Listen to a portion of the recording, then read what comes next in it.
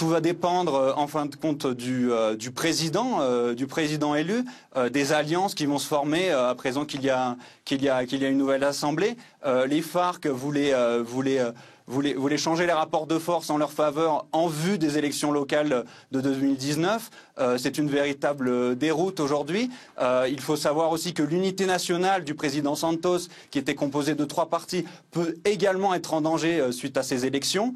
Il faut également nuancer, sachant que les accords de paix ne pourront pas être complètement annulés, car ils ont normalement une force constitutionnelle, ils sont normalement figés dans la loi, mais a priori, le candidat de la droite, l'héritier d'Alvaro Uribe, qui est par ailleurs le sénateur le plus voté aujourd'hui en Colombie, qui a obtenu le plus de votes, Ivan Duque, son candidat, a obtenu lors des primaires de la droite plus de 4 millions de voix. Donc il part favori pour les élections et ça va être, il semble difficile d'être stoppé ou de se trouver face à des adversaires crédibles.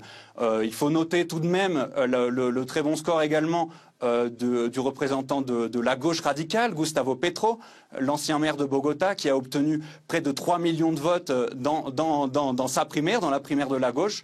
Donc il va falloir observer de près les prochaines tendances et les alliances qui vont se dessiner ici en Colombie pour savoir quel va être l'avenir des accords de paix et comment va se dessiner le paysage politique pour les prochaines années.